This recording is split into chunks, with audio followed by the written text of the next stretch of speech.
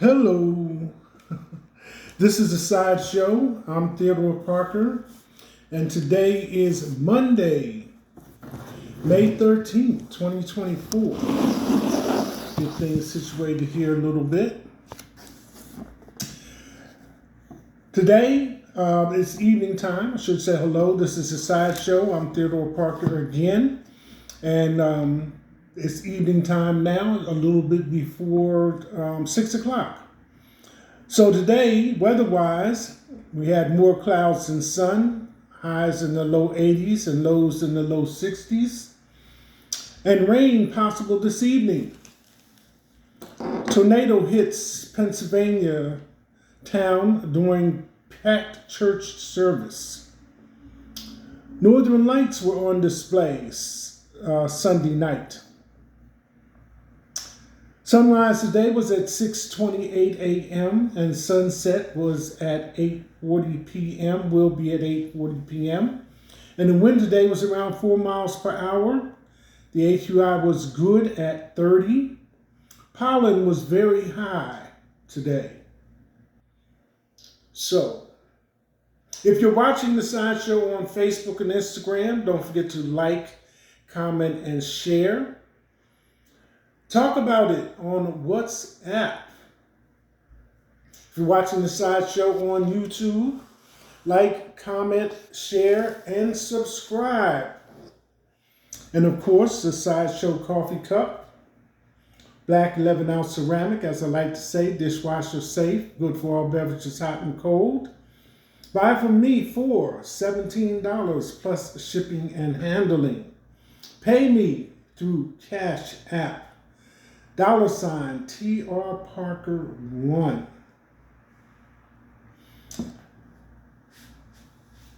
So again, this is a sideshow. I'm Theodore Parker coming to you from Lexington, Kentucky.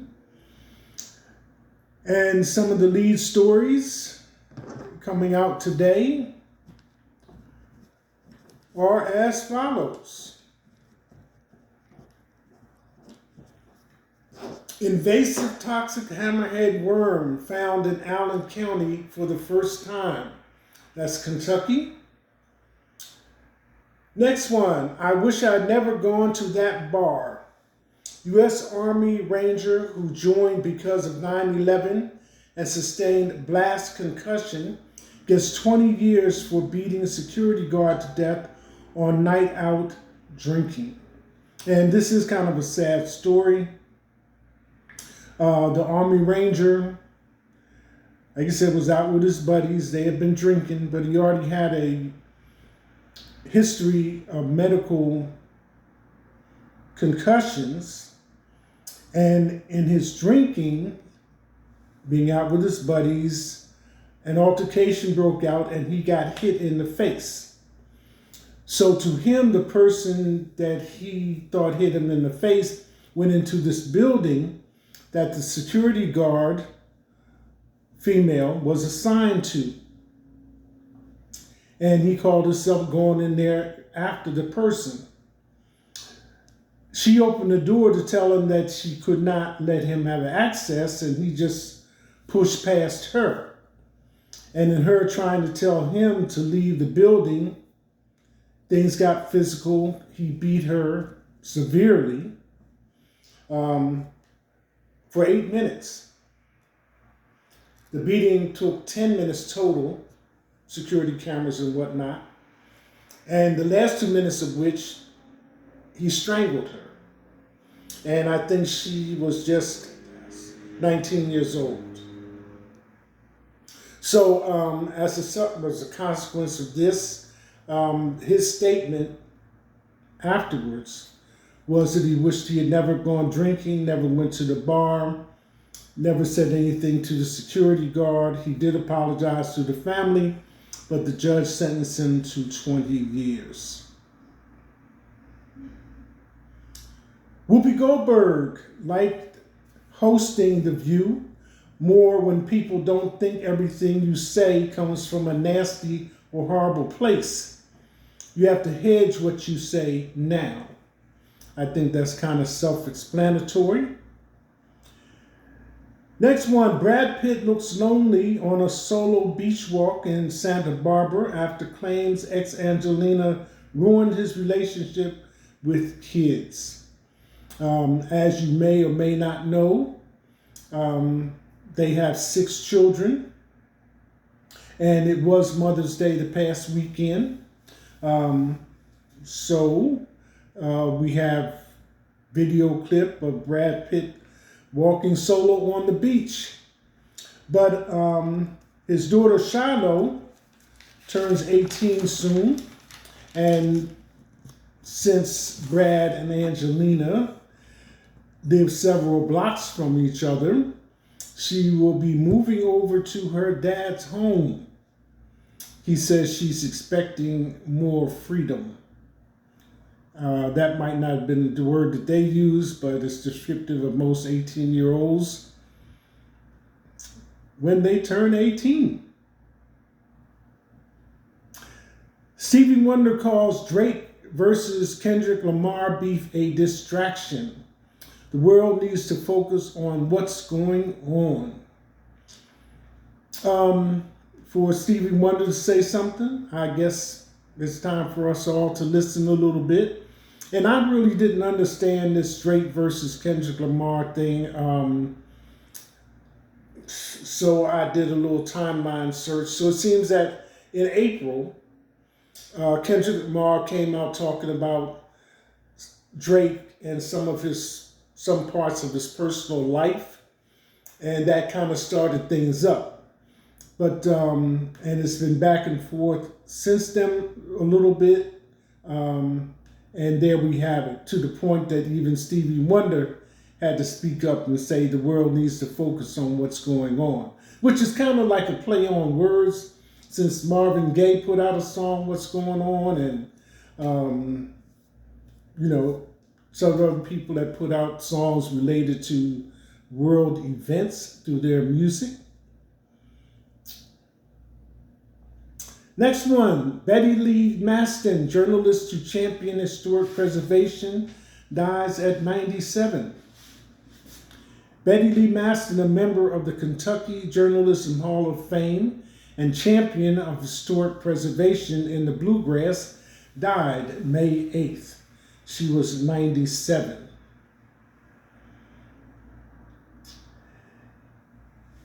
NBA insider backs up rumor that Los Angeles Lakers are considering drafting Bronny James just to keep LeBron James with team. So the Athletics NBA insider Shams Charania is doubling down.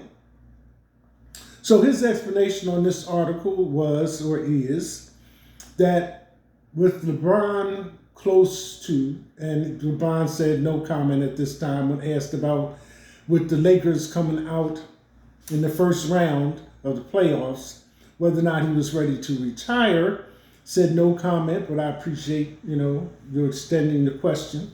So the play has been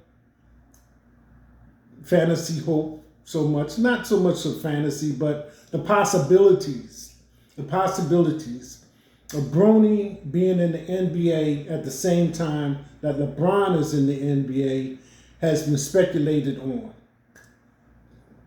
That being said, because of Bronny's previous medical issue related to his heart, and he wasn't really able to give a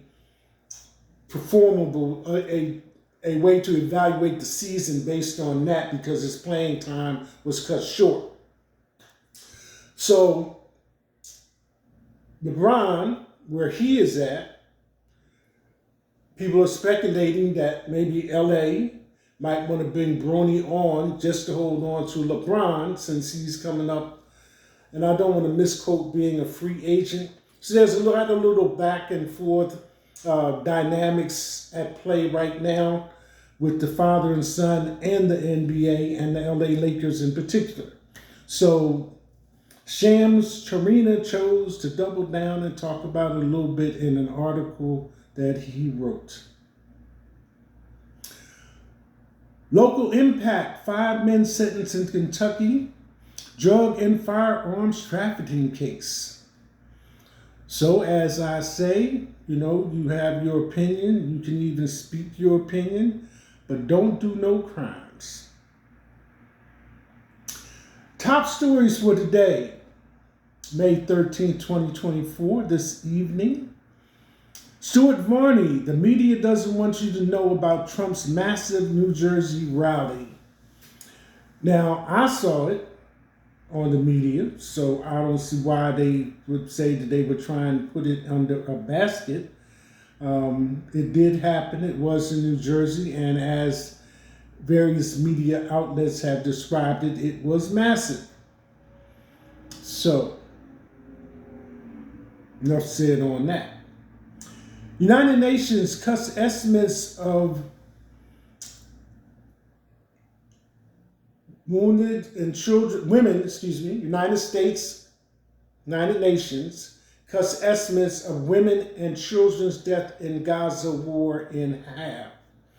Now, as you know, it goes without saying, college students or college campuses have been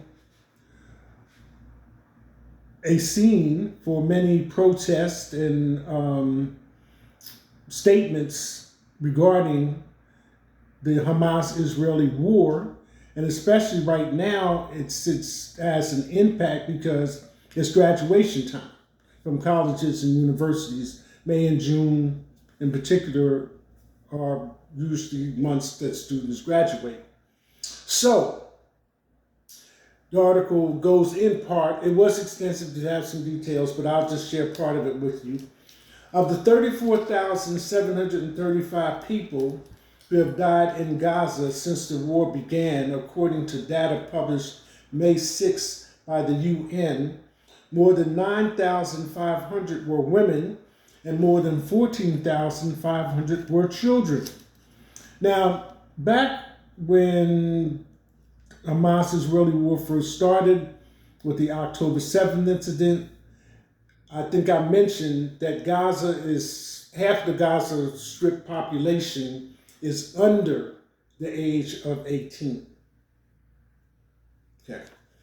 But updated data published 2 days later on May 8th, the UN significantly reduced the figures to 4,959 women and 7,797 children among the 34,844 people reportedly killed. In a statement to USA Today, UN spokeswoman Eri Kaneko pointed to an April 30th update by the Gaza Ministry of Health, which is like vital statistics in the United States, on the breakdown of the 24,686 fatalities for whom the ministry has complete details. So in order to give a comprehensive report, they would need the name, date of birth, and also date of death, and the identity of the person for the record to be complete. And in a lot of instances, these details are not available or are missing. Kaneko said UN teams in Gaza have been able to independently verify the figures because of the prevailing situation on the ground and the sheer number of fatalities. For this reason, all figures used by the UN clearly cite the Ministry of Health in Gaza as the source, she said, speaking of Kaneko. The UN will verify these figures to the extent possible when conditions permit.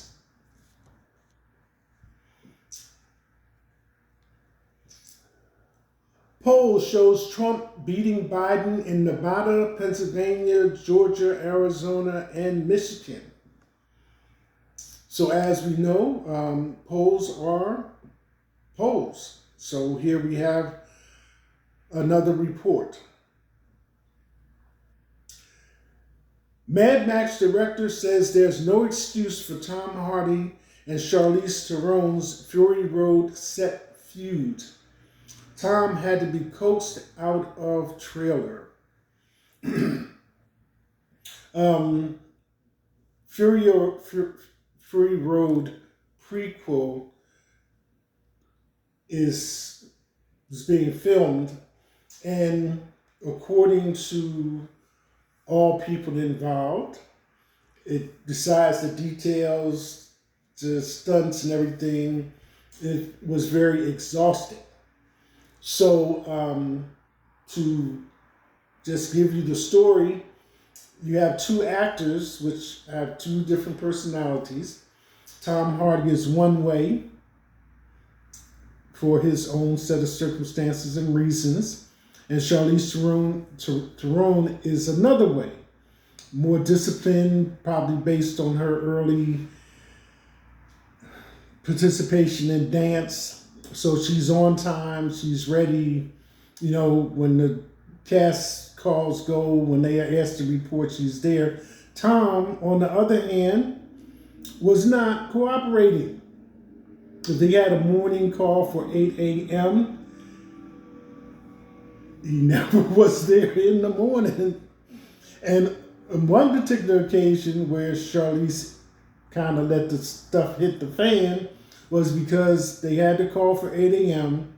She was already in makeup, costume, and everything, and he showed up like 3 hours late. So she called the people that was necessary to call and had them make sure that she was protected and these type of things. And so it went. But the director is saying that it kind of played into the dynamics of the movie because you have two people that have opposite personalities and have to work for their own survival. So that's the story behind the story with Mad Max, Fury Road. Opinion. America's biggest energy scam is happening now. And this article, I kind of like, I know it and I understand it and I take it with a grain of salt, but there's a few details that I'm going to share with you which I did not know. Open Secrets reports that the oil and gas industry, and this is based on climate control and trying to have some areas of the planet that are still pristine. Okay.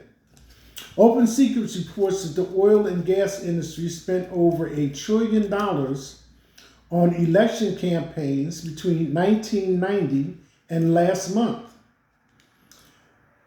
Between 1990 and 2020, 5 big oil companies reportedly spent at least $3.6 billion on advertising. And this comes after Exxon Valdez, Deepwater Horizon, and other oil spills that have really affected the ecosystem. Okay. While scientists have determined that most of the world's underground reserves of fossil fuels must remain, the U.S. oil and gas industry keeps drilling, netting an average of $2.8 billion a day over the last 50 years, according to Statista, a data analyst firm. Statista says the industry made more than $1 trillion annually for much of the past decade. So it's questionable about biting the hand that feeds you politically and economically. Trump suggests Chinese migrants are in the U.S. to build an army. The migrants tell another story. So we can, if nothing else, depend on Trump to say something. And in this case, this is what he said, that there was an influx of military-aged males from China. And this comes like after all the uneasiness that came from the pandemic and what part China may have played in that. So now, instead of it being as Trump describes it, it's more a case of, especially with this story coming out of New York, Flatbush, that day workers are having a hard time finding work, which if you are not aware, day workers do get paid daily. So that would have something you work, you get money in your pocket right away. There's no delay. So at the end of the day, you collect a check. So these migrants are having a little bit, or having a difficult time even getting day work because of the amount of people or the amount of men that need an income. So that's an explanation for Trump's so-called buildup of a Chinese army inside the United States. Mother fatally mauled by pack of dogs in Quittem, Georgia. 3 children taken to the hospital. This was unusual because it's like after school, the children are walking home from school and the dogs, it says pack of dogs, but a particular dog mauled a woman 35 in her own driveway, and she succumbed to the attack. Donald Trump Jr. visited Pete Navarro in federal prison, according to sources. Donald Trump Jr. says it was an effort to show support. Okay, be that as it may. Where you can see the solar storm on Monday night. As you know, the Aurora Borealis is getting a lot of media play from weather people. And this one kind of rounds it up. Residents of the far northern United States will have another chance to see the Aurora Borealis early Tuesday morning. The barrage of charged particles from the sun may trigger light shows in the sky over Wisconsin, Minnesota, Michigan, Maine, and upstate New York, according to the National Oceanic and Atmospheric Associations. So if you've missed it, this is another opportunity to get out there. I think it's in the early hours of the morning, like midnight to 2 or something like that. You just have to, find out what it says locally as for that chance. And 2024 being a leap year has kind of piled it up. You've got the solar eclipse. Now you've got the Aurora Borealis. You've really gotten a lot of show in the sky. Parishioners stopped teen with a rifle from entering church with 60 children inside. Children were inside St. Mary Magdalene in Abbeville, Louisiana, waiting to take their first Holy Communion, the church said, when parishioners stopped this event from happening. That's all I have for you today, or this evening, May 13th, Monday, 2024. This is The Sideshow. I'm Theodore Parker, coming to you from Lexington, Kentucky. That's it. Hashtag